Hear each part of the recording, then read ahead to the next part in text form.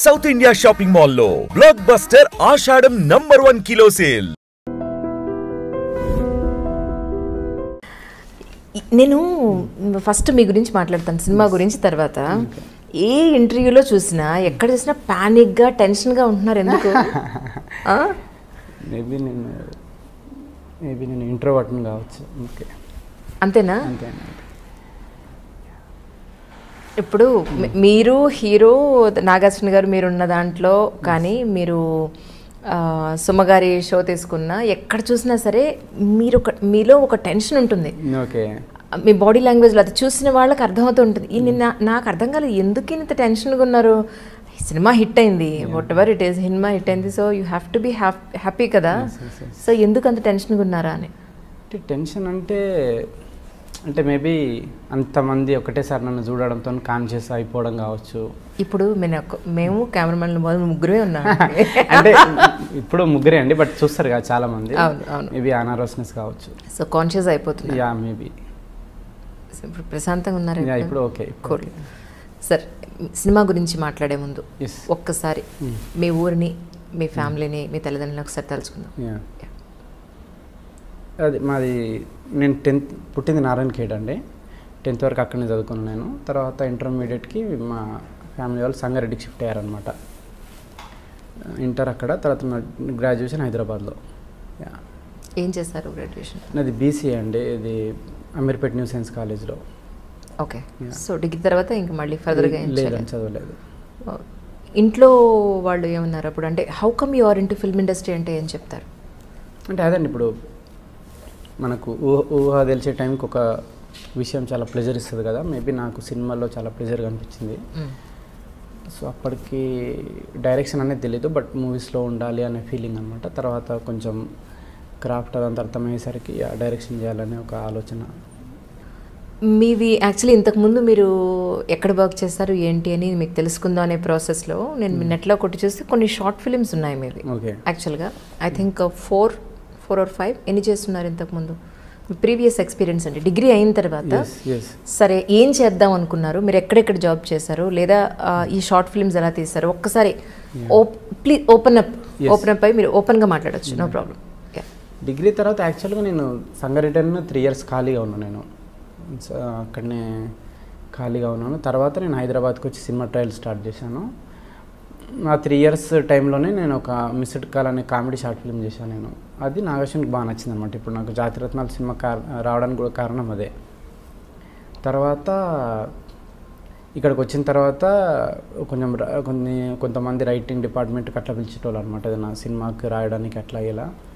అప్పుడు నాకు గురించి పరిచయం అయ్యాడు ఉయ్యాల జంపాల సినిమా డైరెక్టర్. ఓకే, పరిచయం కావడంతో అప్పుడు నేను ఉయ్యాల జంపాల సినిమాకి పనిచేయడము, అదే బ్యానర్లో ప్రొడ్యూసర్ నాకు పిట్టగొడాని సినిమా డైరెక్షన్ చేయడానికి అవకాశం ఇవ్వడము. ఆ సినిమా రిలీజ్ అయింది. ఆ సినిమా అసలు సక్సెస్ కాలేదు. సో దాని తర్వాత మళ్ళీ అంటే గ్యాప్ అనేది రాలేదు యాక్చువల్గా. ఆ సినిమా పోస్ట్ ప్రొడక్షన్లో ఉన్నప్పుడే నాగేశ్వరం కలిశాడు నన్ను. సో ఏ సినిమా చేద్దామనే దాంట్లోనే గ్యాప్ వచ్చిందనమాట. అచ్చా, నాకు ఇప్పుడు బాగా అర్థమైంది నాగార్జున గారికి మీకు ఎలా ప్యాచప్ అయిందో. ఆయన కూడా చాలా తక్కువ మాట్లాడతారు, మీరు కూడా చాలా తక్కువ మాట్లాడతారు, అందుకే ప్యాచప్ అయింది అంటారా మీ ఇద్దరిది? అట్లేం లేదండి, మేము బాగానే మాట్లాడతాం నాగేశ్వరం. అచ్చా, మీరిద్దరు ఉన్నప్పుడే మాట్లాడుకుంటుంటారు, అది సంగతి. అమ్మ వాళ్ళ గురించి ఒకసారి చెప్పండి. ఫ్యామిలీ ఎంతమంది? గవర్నమెంట్ టీచరు, మా అమ్మ హౌస్ వైఫ్, తమ్ముడు గవర్నమెంట్ టీచర్, అక్క గవర్నమెంట్ టీచరే. ఓ, మీరు ఆఖరి సంతానమా? లేదు, తమ్ముడు అని చెప్పా కదా. తమ్ముడు, అక్క మీరు మధ్యలో? ఓకే, వాళ్ళిద్దరు గవర్నమెంట్ టీచర్స్, మా daddy government teacher. Okay, so ఇప్పటివరకు అయితే మీ గురించి, మీ సెటిల్మెంట్ గురించి ఇంట్లో వాళ్ళు వెయిటింగ్ అయితే? అట్లేం లేదు, వెయిటింగ్ అంటే ఒక రకంగా అలాగే. ఎందుకంటే వాళ్ళు మీకన్నా పెద్ద, మీకన్నా చిన్న, ఇద్దరు ఒక ప్రొఫెషన్లో సెటిల్ అయిపోయారు. So waiting for your settlement actually. ఒక మాట అంటే నేను అంటే వాళ్ళకు ఒక ఇమేజ్ ఇచ్చేసిన నేను మీరు నా గురించి పెద్దగా ఆలోచించాల్సిన అవసరం లేదు, నేను హ్యాపీగానే ఉన్నా అన్నట్టు. వాళ్ళు ఎక్కువ ఆలోచించేవాళ్ళు కాదు నా గురించి. సో సో అయితే ఒక మాటలో చెప్పాలంటే ఇంతకుముందు మీరు పెట్ట కూడా చేశారు అయితే? ఎస్ అండి, అవును, డైరెక్షన్ చేశాను. ఓకే, ఈ విషయం నిజంగా ఈవెన్ నేను నెట్లో కూడా చెక్ చేశాను, బట్ ఎక్కడ కూడా నాకు దొరకలేదు. So sorry for that. ఒక్కొక్కసారి అంతేనండి, మన ఇంటర్వ్యూ చేయాలనుకునే గెస్ట్ది కొన్ని డెఫినెట్గా మిస్ అవుతూ ఉంటాం. సో ఆ మిస్ అయిన దాంట్లో ఇది ఒక పాయింట్ అనుకుంటాను మేబీ. సో ఫస్ట్ డైరెక్షన్లో ఇప్పుడు డైరెక్ట్ చేసిన దానికి మధ్యలో మీరు గమనించిన అంశాలు ఏంటి అంటే ఏం చెప్తారు? అంటే సెకండ్ సినిమాకు ఆబ్వియస్గా ఎక్స్పీరియన్స్ అనేది వస్తుంది మనకి. తర్వాత అంటే జనరల్గా ఫస్ట్ సినిమాలో మనం చేసిన మిస్టేక్స్ ఏంటి అనేది మీరు ఎక్కడ గుర్తించారు అనేది?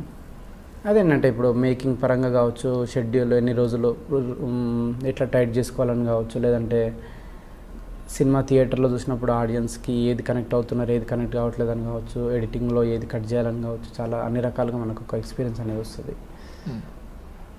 బట్ మళ్ళీ సెకండ్ సినిమా కూడా తప్పులు జరుగుతూ ఉంటే థర్డ్ సినిమాకి అట్లా కంటిన్యూ అవుతూ ఉంటుంది. రైట్. సో డైరెక్టర్ అవ్వాలని వచ్చారు. ఎస్ అండి, ఎస్. ప్రూవ్ చేసుకున్నారు ఇప్పుడు, అంతే కదా? ఒక హిట్ కొట్టే అంటే ప్రూవ్ డైరెక్టర్నే. ఇప్పుడు ఏమనుకుంటున్నారు ప్రజెంట్? ఆపర్చునిటీస్ ఏమొచ్చాయి ఆఫ్టర్ దిస్? అంటే చాలామంది ప్రొడ్యూసర్స్ ఫోన్ చేశారండి, పెద్ద పెద్ద ప్రొడ్యూసర్స్. బట్ నెక్స్ట్ సినిమా వైజయంతిలోనే ఉంటుంది అనుకుంటున్నాను నేను. అశ్విన్ గారు ఫోన్ చేసి సినిమా చేద్దామని చెప్పి అన్నారు నాతోనే. సో వైజయంతిలోనే ఉంటుంది మూవీ, స్క్రిప్ట్లు రెడీ ఉన్నాయి, చూడాలి ఎట్లా వెళ్తుంది అనేది.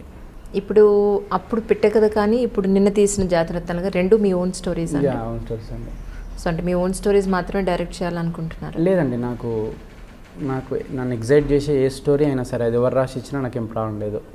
కథ, స్క్రీన్ ప్లే వాళ్ళు నాకు క్రెడిట్స్ ఇవ్వడానికి కూడా ఏం ప్రాబ్లం లేదు. నేను ఒక డైరెక్టర్గా నాకు షార్ట్ పెట్టేటప్పుడు నాకు చాలా ఎగ్జైటింగ్గా ఉండాలన్నమాట, స్క్రిప్ట్ కానీ కథ కానీ. సో నాకు ఎవరు ఇచ్చినా ఓకే కథ. నేను చాలామంది అడుగుతూ ఉంటా కూడా, నాకు ఏదైనా మంచి కథ ఉంటే చెప్పండి అని చెప్పి. నేను వెయిటింగ్, ఏదైనా మంచి కథ వస్తే నాకు డైరెక్షన్ చేయడానికి రెడీ. నేను మొత్తం నేనే రాసుకొని నేనే చేయాలని ఏం లేదు నాకు.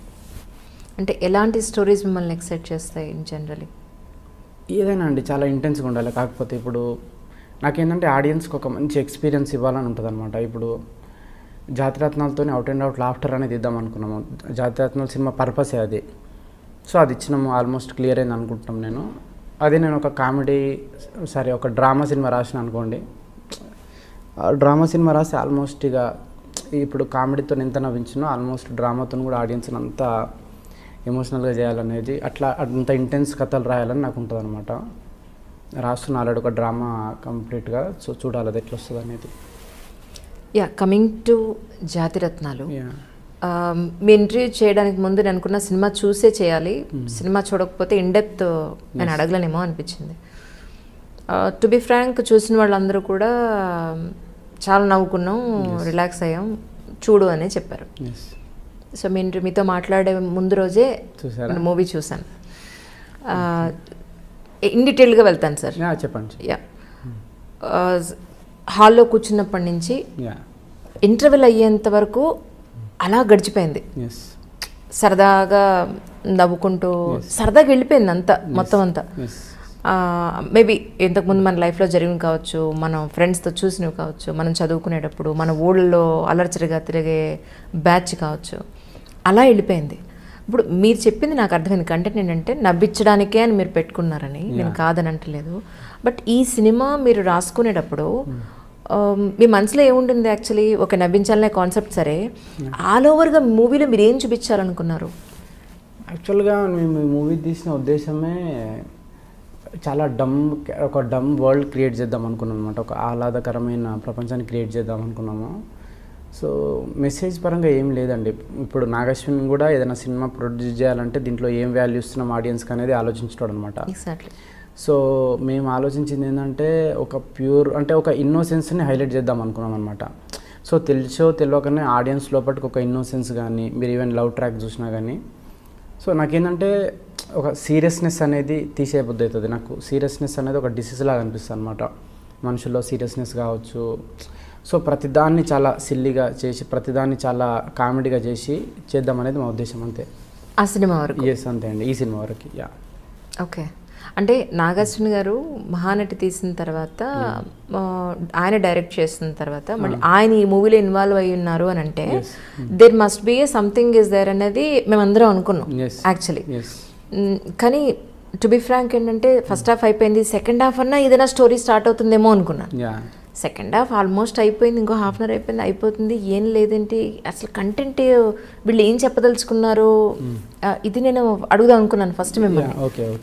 యాక్చువల్లీ టు బి ఫ్రాంక్ అంటే సార్, సినిమా అంతా కూడా జస్ట్ ఏమీ లేకుండా అలా నవ్వుకుని వచ్చేసే టైప్ అనే అనుకునే తీసారా?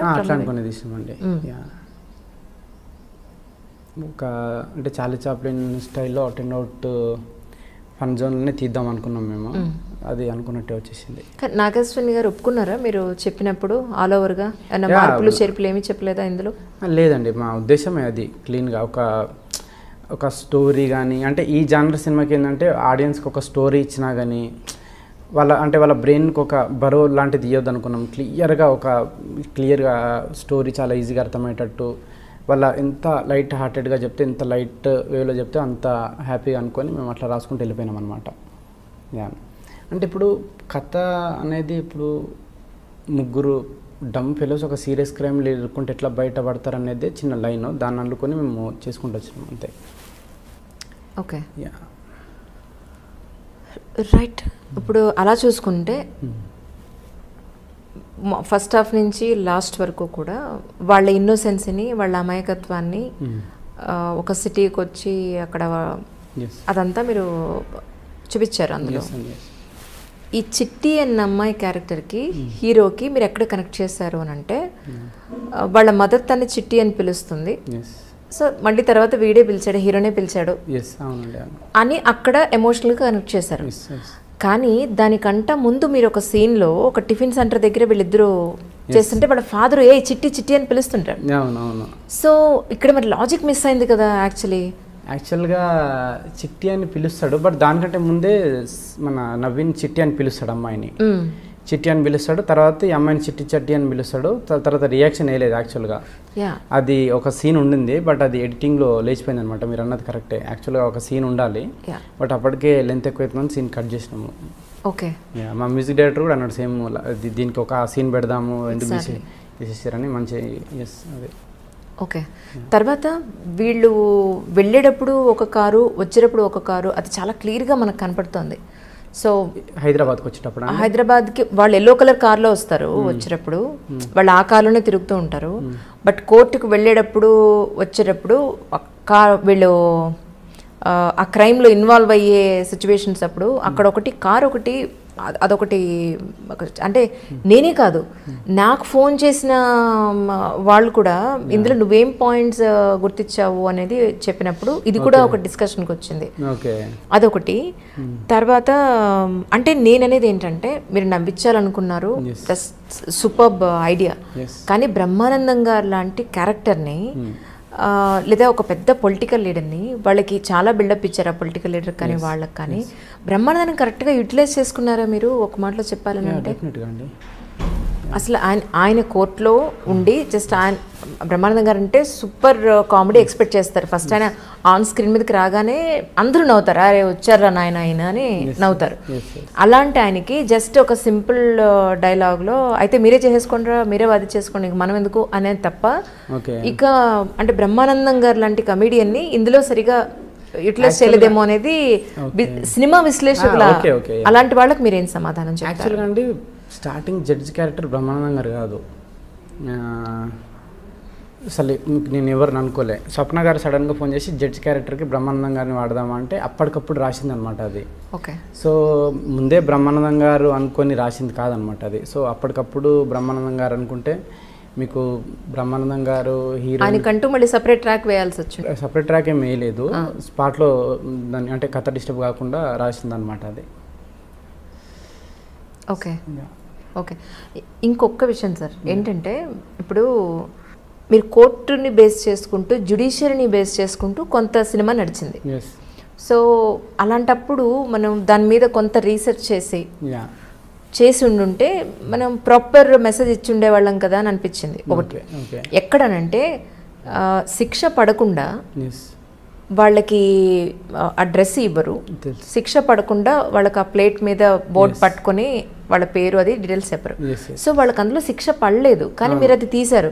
సో దాన్ని మీరు ఎలా జస్టిఫై చేస్తారు అని అంటే ఇది ఓన్లీ విమర్శకుల కోసమే, వాళ్ళకి సమాధానం చెప్పడం కోసం. అంటే ఇది ఒకటి ఏంటంటే టు బి ఫ్రాంక్ సినిమా రిలీజ్కి ముందు ఎవరికి అంటే మాకు కూడా సరిగ్గా తెలియదు అనమాట.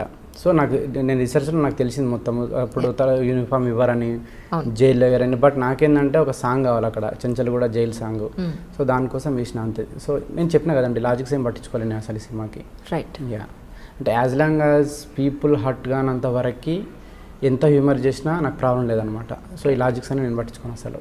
ఓకే. అంటే పీపుల్ పర్టికులర్గా బాడీ షేమింగ్ కావచ్చు ఇట్లాంటి ఏమన్నా ఉంటే నాకు ప్రాబ్లం తప్పితే ఈ లాజిక్స్ ఇప్పుడు మీ సినిమా క్రిటిక్స్ అనుకునే లాజిక్స్ వీళ్ళు అనుకునే లాజిక్స్ కానీ ఇవి అసలు నేను కేర్ చేయను అనమాట.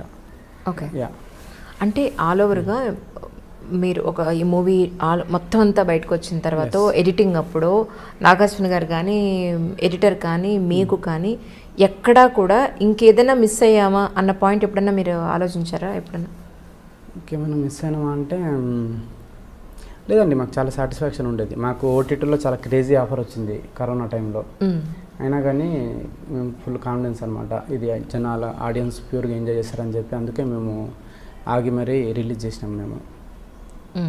మాకు ఫుల్ హ్యాపీ సినిమా తీసినందుకు. మాకు అంటే ప్రేక్షకుల రెస్పాన్స్ని కూడా మేము చేయకముందే ఒక మంచి సినిమా తీసినామని చెప్పి మాకు మేమే బాగా ఎంజాయ్ చేసినాం సినిమాని.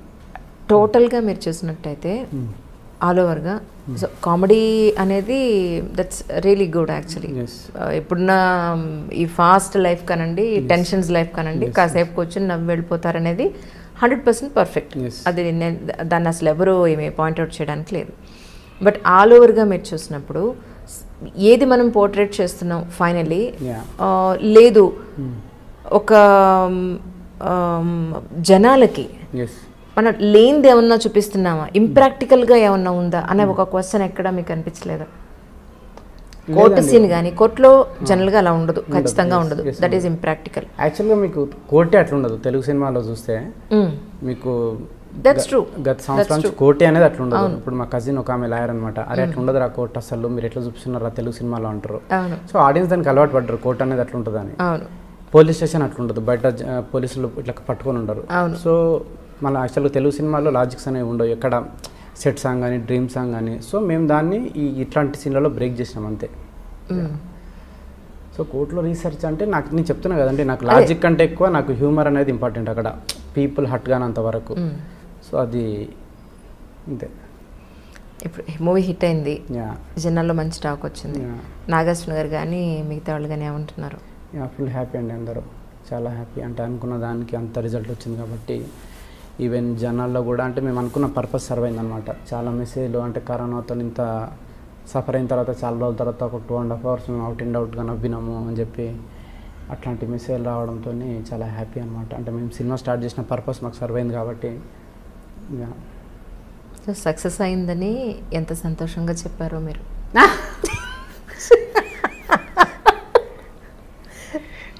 మరి ఇంత ఇంట్రోవర్ట్ అండి మీరు, ఎంత సీరియస్ చెప్పారంటే ఎలా చెప్పారు తెలుసా మీరు? నేను చెప్పను, సినిమా చాలా సక్సెస్ అయిందండి, అందరూ చాలా హ్యాపీ అండి. ఓకే, లోపల సంతోషపడుతున్నారు మీరు. సంతోషం అనేది ఉందండి, అది డిఫాల్ట్, అది సినిమాతో సంబంధం లేదు, అది డిఫాల్ట్. మీ హాబీస్ ఏంటి, మీరు ఏం చేస్తూ ఉంటారు ఆల్ ద డే? యాక్చువల్లీ నా గురించి మీ గురించి తెలుసుకోవాలంది నాకు, ఎందుకంటే you or something different than others.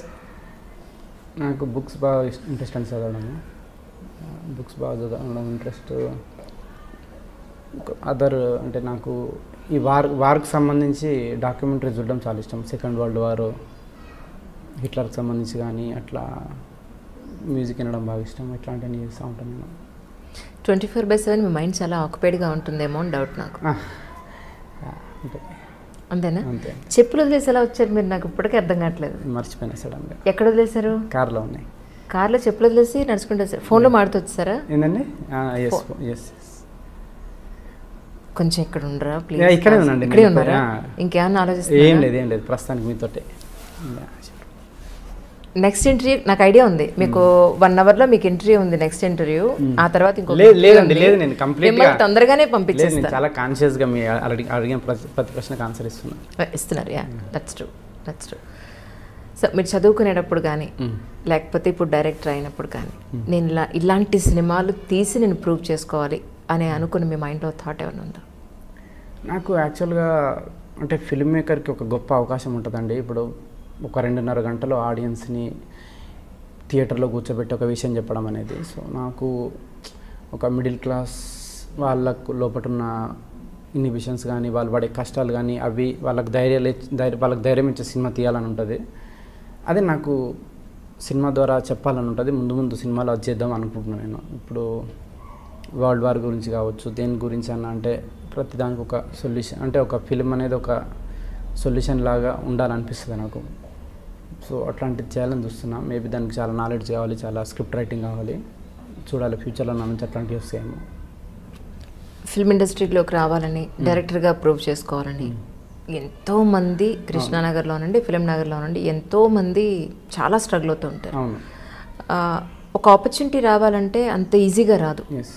మీరు ఫస్ట్ మూవీ, అందులోనూ ఫస్ట్ మూవీ డెబ్యూ మూవీ మీకనే కాదు ఎవరికైనా సరే, అది కమర్షియల్గా హిట్ అవ్వకపోతే మళ్ళీ మన దగ్గరకు వచ్చి సినిమా పెట్టేవాళ్ళు, డబ్బు పెట్టేవాళ్ళు మళ్ళీ మనకి దొరకాలంటే చాలా స్ట్రగుల్ అవ్వాలి.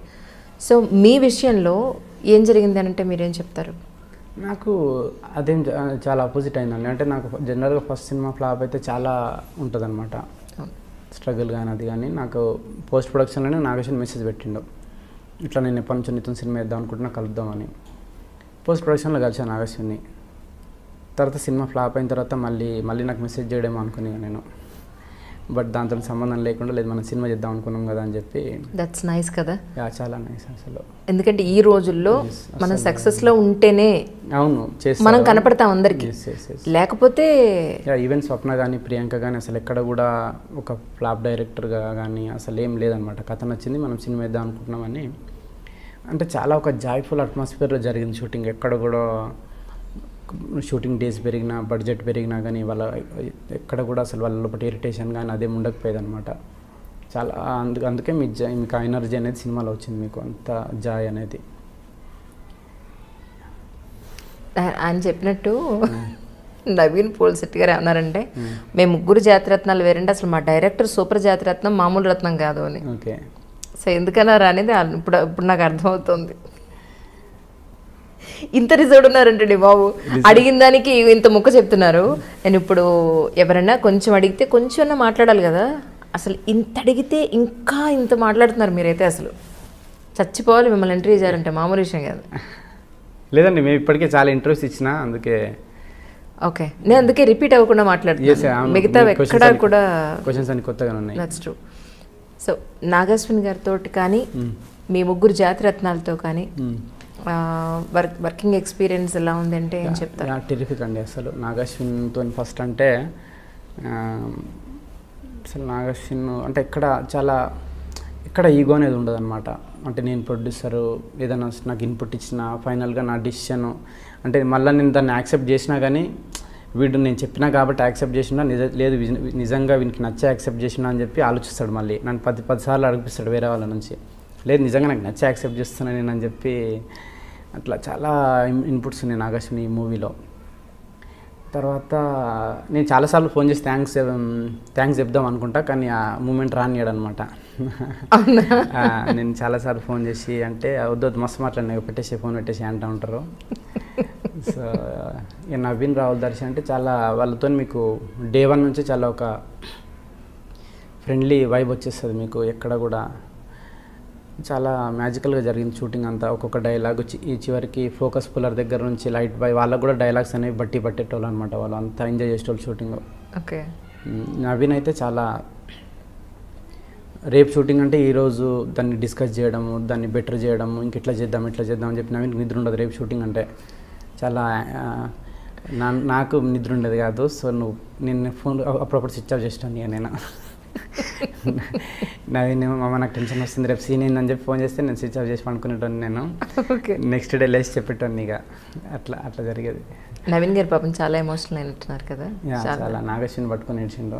అదే నన్ను ఎందుకు పట్టుకొని ఏడవలేదని చిన్న క్వశ్చన్ అడుగుతాను నేను. అచ్చా మిమ్మల్ని పట్టుకున్నారు. అచ్చా డైరెక్టర్ మీరు కదా. అట్లా అని కాదు, అంటే మా సెట్లో ఎవరు నన్ను పట్టుకొని ఏడవలేదు యాక్చువల్గా. ఎందుకు ఏడవలేదని మా యూనిట్ వాళ్ళందరికీ ఈరోజు క్లాస్ తీసుకోవాలనుకుంటున్నాను నేను. ఎందుకు నన్ను పట్టుకొని ఏడవలేదు. సూపర్ జాగ్రత్తమైన మామూలు విషయం కాదు. ఓకే. అచ్చా మీరు చాలా బేసిక్గా చాలా సీరియస్ కామెడీ చేస్తారు. That's what. ఇది నాకు అర్థమైంది. చాలా తక్కువ మాడతారు బట్ సీరియస్ కామెడీ ఉంటుంది, మామూలు కామెడీ ఉండదు. అమ్మ వాళ్ళు ఏమన్నారండి ఆఫ్టర్ దిస్? అందరు హ్యాపీ అండి. అంటే రిలీజ్ రోజు మార్నింగ్ అక్కడ సంగారెడ్డిలో చూసారు వాళ్ళు. అందరు ఫుల్ హ్యాపీ. మీ సిస్టర్స్, మీ బ్రదర్ సిస్టర్ ఉన్నారు? అందరూ ఫుల్ హ్యాపీ సినిమా చూసి. హ్యాపీగా తిట్టారా? ఎందుకండి తిట్టడం? ఏముందిరా మొత్తం నవ్వుకోవడం తప్ప సినిమాలో ఇంకేముందిరా అని ఎవరు అనలేదు? లేదు, నా నుంచి అదే ఎక్స్పెక్ట్ చేస్తారు. ఇంకా వాళ్ళు ఆ మాత్రం స్టోరీ ఎందుకు పెట్టినా తిడితే అంతే తప్ప నా గురించి తెలుసు కదా వాళ్ళకి. ఓకే. సో ఆ మాత్రం కూడా స్టోరీ లేకుండా మొత్తం ఫుల్ కామెడీ రావడం ఉంది ఏంటి, నవ్వడం ఏంటి, వెళ్ళిపోవడం ఏంటి. అంతే అండి. ఓహో, అది బాగుంది. ఆ డైలాగ్ ఎవరిదండి? డైలాగ్ కూడా మీరే రాశారు ఇది? శత్రువుకి శత్రు మీరే రాశారు డైలాగ్స్? ఓకే. ఐ థాట్ మళ్ళీ అంటే డైరెక్షన్ కాకుండా మీరు డైలాగ్స్ వేరే వాళ్ళు ఎవరికైనా ఇచ్చారేమో అనుకున్నాను. లేదండి, నేను డైలాగ్స్ ఈజీగా రాస్తానండి. బట్ స్క్రిప్ట్ వైజ్గా స్ట్రక్చర్ సెకండ్ హాఫ్ పెట్టిపోతుంది అట్లాంటివి నాకు కొంచెం ప్రాబ్లం. దానివల్లనే నేను రైటర్స్ని పెట్టుకుంటే ఇప్పుడు సమ్మర్ అని చెప్పి